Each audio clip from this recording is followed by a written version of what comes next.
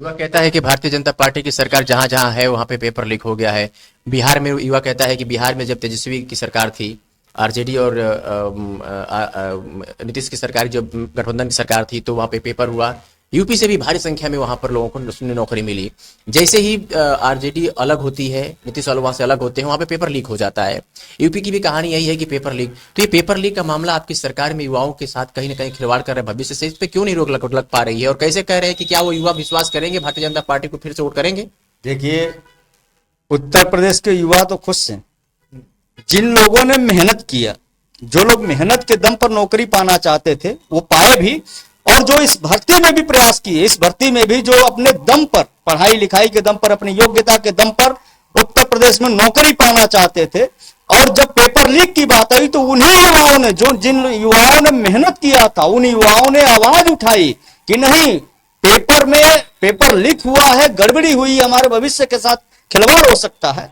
तो जो नकल माफिया हैं, समाजवादी पार्टी, बहुजन समाज पार्टी के द्वारा पोषित नकल माफिया, जो उनकी सरकार में यही सिंडिकेट चलाते थे, उन लोगों ने प्रयास करके कहीं ना कहीं नकल, वो जो पेपर लीक का जो वो चलाया या पेपर लीक करवाया, जिस तरीके से भी जो भी करा, आप देख रहे होंगे तमाम लोग गिरफ्तार भी हो रहे हैं। तो उनकी भावनाओं की कद्र करते हुए पूज्य योगी आदित्यनाथ जी ने सीधे कहा कि मैं युवाओं के भविष्य के साथ खिलवाड़ नहीं होने दूंगा।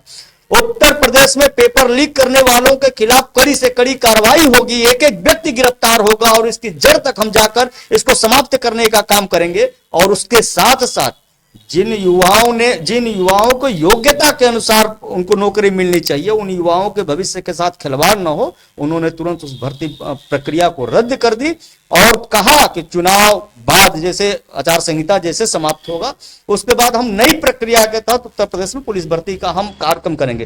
तो ये बताइए कि जो पैसा लेकर, दलाली करवाकर, उत्तर प्रदेश चाहे बिहार हो चाहे किसी भी राज्य में कोई भी सरकार हो, पैसा लेकर, दलाली कराकर अगर वो युवाओं को भर्ती करा रही है, तो जो योग्य हैं, जो मेहनती लड़के हैं, जो युवा हैं, जो मेहनत के दम पर, अपनी योग्यता के दम पर, अपने साक्षरता के दम पर वो नौकरी पाना चाहते हैं, तो उनके पास तो पैसा नहीं है, तो वो नौकरी नहीं पा पाएंगे। तो इसीलिए पूज्य योगी आदित्यनाथ जी निष्पक्ष भर्ती कराने का संकल्प लेकर वो उत्तर प्रदेश में आए थे। और जितनी भर्तियां हुई, ये अलग प्रकरण है कि पेपर लीक होना, और पेपर लीक के बाद देखिए, पेपर लीक पहले की सरकारों में भी होता था, लेकिन वो लोग उस बात को दबा ले जाते थे, और वही जो लीकेज हुआ, पैसा पहुंच गया तो फिर सब कुछ सही है। लेकिन पूज्य योगी आदित्यनाथ ने जब भी इनको जानकारी मिली कि नहीं, पेपर लीक की संभावना हुई या पेपर लीक की पुष्टि हुई, तुरंत उन्होंने भर्तियों को रद्द किया और नई भर्ती कराया। और ये साबित करता है कि पूज्य योगी आदित्यनाथ जी की मंशा साफ है, निष्पक्ष है, और वो मेहनती और कर्मठ युवाओं को आगे बढ़ाना चाहते हैं, जो वो कर रहे हैं निरंतर रूप से। आप कह रहे हैं कि देश निरंतर आगे बढ़ रहा है, विपक्ष कहता है कि 5 किलो राशन देकर के लोगों को अपाहिज बना दिया गया है। अभी भी देश में 80 करोड़ जिनको राशन 5-5 किलो आपकी सरकार दे रही है, कहीं ना कहीं ये दर्शाता है कि देश में गरीबी अभी भी कहीं है, क्योंकि सरकार राशन दे रही है तो उनका जीविका चल रहा है। तो इसे खत्म करने के लिए क्या आपकी सरकार को पहल नहीं करना चाहिए? जीडीपी दिन प्रतिदिन गिरती जा रही है, आप कह रहे हैं कि देश विकास कर रहा है। विपक्ष कहता है कि राशन की जगह अगर खाद और बीज के दाम कम कर दिए जाते तो बेहतर होता, राशन उनको मिलता जो जिनके बिल्कुल खेत ही नहीं है। तो जो राशन का फैक्ट है, क्या वाकई में देश में अभी भी गरीबी है, प्रदेश में गरीबी है कि 80 करोड़ लोगों को राशन देना पड़ रहा है पर महीने? देखिए, विपक्ष की बात करिए तो 70 साल विपक्ष ने राज किया देश पर। 70 साल बनाम 10 साल, सीधे तौर पर हम ये कहें कि 70 साल बनाम 10 साल, तो 70 साल के शासन में और 10 साल के परिवर्तन में आपको साफ अंतर नजर आ रहा होगा। 70 साल अगर वो मेहनत किए होते, 70 साल ईमानदारी से काम किए होते, तो आज हमें 5 किलो राशन देने की आवश्यकता नहीं पड़ती। किसानों पर राजनीति तो किए, गरीबों पर राजनीति तो हुई, लेकिन आप ये सोचिए कि मोदी जी के आने के बाद लगभग करोड़ों की संख्या में शौचालय देश के मतलब गरीब वर्गों को शौचालय का मतलब सहयोग मिला। मोदी जी के आने के बाद करोड़ों की संख्या में गरीबों को आवास मिला। मोदी जी के आने के बाद गरीबों को मुफ्त इलाज का तोहफा मिला। मोदी जी के आने के बाद उज्ज्वला योजना के तहत गरीबों को वो सिलेंडर मिला, सौभाग्य योजना के तहत निःशुल्क बिजली का कनेक्शन उपलब्ध कराया गया। ये सारी चीजें अगर विपक्ष पहले ही कर लिया होता तो आज हम बहुत तेजी से आगे होते। कभी 400 सिलेंडर हुआ करता था, आज 1100 करीब है, तो कहाँ लग रहा है कि महंगाई तो बढ़ रही है सिलेंडर फ्री में देकर के। अभी ग्रामीण क्षेत्रों में देखेंगे तो सिलेंडर पे लकड़ियां रख करके चूल्हे जलाए जा रहे हैं, कितनों के सिलेंडर खाली हैं क्योंकि उनके पास पैसे नहीं है।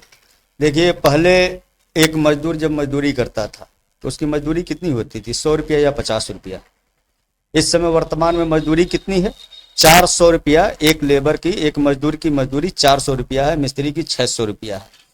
तो जिस हिसाब से डेवलपमेंट बढ़ रहा है, देश विकास कर रहा, उस हिसाब से प्रति व्यक्ति आय भी बढ़ती चली जा रही है। तो आय बढ़ रही है, तो आय के अनुसार अगर देखा जाए तो 400 रुपया सिलेंडर था तो उस समय एक व्यक्ति की आमदनी कितनी थी।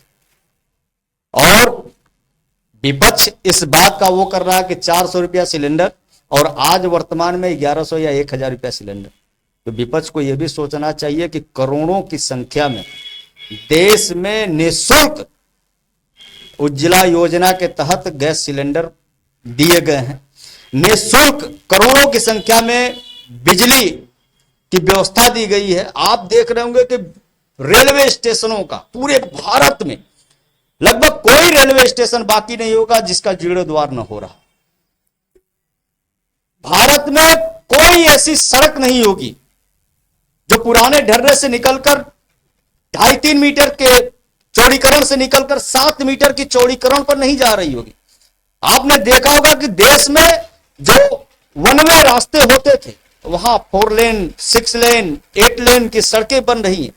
देश उन 70 साल बनाम 10 साल में वो तरक्की किया है जहां कोई सोच नहीं सकता था कि सुविधाएं पहुंचेंगी, उन सारे क्षेत्रों में सुविधाएं पहुंच रही हैं। आपके कहने का मतलब है कि देश पिछले कई सालों में विकास किया, जब से केंद्र में भाजपा की सरकार बनी है। 70 सालों में विकास जो 45, 55, 50 साल जो कांग्रेस की सरकार थी उसमें विकास नहीं हुआ। जब से मोदी जी की सरकार की विकास हुई है, जब विकास भारतीय जनता पार्टी ने किया है तो फिर भारतीय जनता पार्टी, नरेंद्र मोदी, देश के नरेंद्र मोदी आपके प्रधानमंत्री को डर क्यों सता रहा है? मंगलसूत्र का बयान इस तरीके से दे रहे हैं कि कांग्रेस की सरकार आएगी तो मंगलसूत्र आपके ले लिए जाएंगे। पिछले 40-45 सालों ने कांग्रेस ने राज किया है, किसका किसका मंगलसूत्र छीना गया है सर? बहुत लोगों का छीना गया। कांग्रेस सरकार थी, उत्तर प्रदेश में समाजवादी पार्टी की सरकार थी, बहुजन समाज पार्टी की सरकार थी। इन लोगों के द्वारा पोषित माफिया मुख्तार अंसारी ने कितने लोगों का मंगलसूत्र वो किया। आपने देखा होगा, कृष्णानंद राय हो, चाहे मऊ के मन्ना सिंह हो, चाहे ऐसे तमाम लोग जिनकी हत्याएं माफिया मुख्तार अंसारी, माफिया अतीक अहमद, मुन्ना बजरंगी, चाहे और भी जितने माफिया थे, किनके शासन में पैदा हुए थे।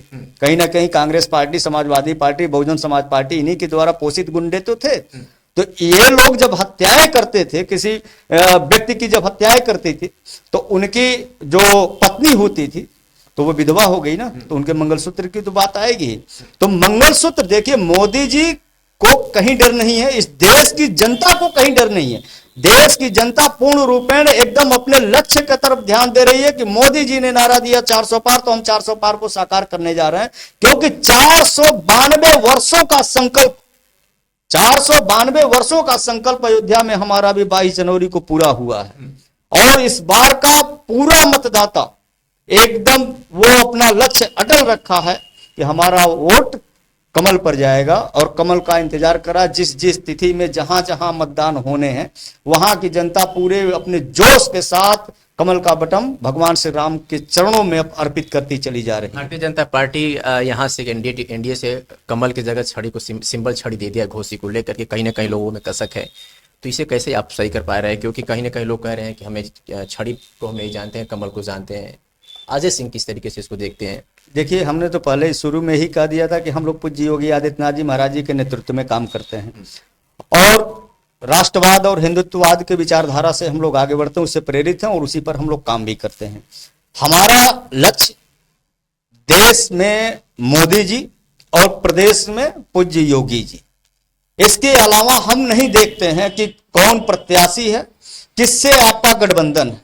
जो हमारा बटन दबेगा और जो वोट हमारे मोदी जी को पहुंच जाए, जो वोट हमारे पूज्य योगी जी को पहुंच जाए, हमारा लक्ष्य वो बटन वही होती है। अब उस पर चाहे छड़ी का निशान लगा रहे, या फिर कमल का फूल लगा रहे, हम वही वोट बटन दबाते हैं जो पूज्य योगी जी के और आदरणीय नरेंद्र मोदी जी के खाते में पड़े। आपके कैबिनेट मंत्री ओम प्रकाश राजभर जो बसपा के राष्ट्रीय अध्यक्ष हैं, उनका बयान हमेशा सुर्खियों में रहता है। कभी वो योगी आदित्यनाथ को गाली देते हैं, तो कभी अखिलेश यादव को, तो कभी क्षत्रिय समाज को। तो अब फिर से एक बार और उनका एक बार बयान आया है कि हम आजाद पक्षी हैं, हम भारतीय जनता पार्टी से नहीं अपने सिंबल से चुनाव लड़ रहे हैं। तो क्या इसका भी कुछ खास असर पड़ेगा? देखिए, असर नहीं पड़ेगा, लेकिन व्यक्तिगत तौर पर मैं भी कहना चाहूंगा कि चुनाव का समय, चुनाव में अपवादी बयानों से बचना चाहिए, हर व्यक्ति को बचना चाहिए और अपने लक्ष्य की तरफ ध्यान केंद्रित करके ये पहले टारगेट करिए कि हमें विजय हासिल करना है। इस समय, चुनाव के समय, हर व्यक्ति को सोच समझकर बोलना चाहिए। ओम प्रकाश राजभर जी को भी सोच समझकर बोलकर अपने बयानों पर थोड़ा सा काबू करके जनता के बीच में जाएं, वोट मांगे और कैसे हम विजय हासिल करें, उत्तर प्रदेश में 80 की 80 सीटें हम जीतें। इस पर चूंकि भारतीय जनता पार्टी और तमाम हिंदू संगठनों के भी कार्यकर्ता पूर्ण रूपेण जमीन पर उतरे हुए हैं, अपना मोदी जी को, पूज्य योगी जी को लक्ष्य बनाकर वो भारतीय जनता पार्टी की तरफ वोट दिलवाने के लिए, जहां गठबंधन दल है उन गठबंधन दलों को विजयी बनाने के लिए भारतीय जनता पार्टी के सभी कार्यकर्ता लगे हुए हैं। हम चाहेंगे कि ओम प्रकाश राजभर जी भी इसी बात पर केंद्रित होकर अनावश्यक बयानबाजी से बचें।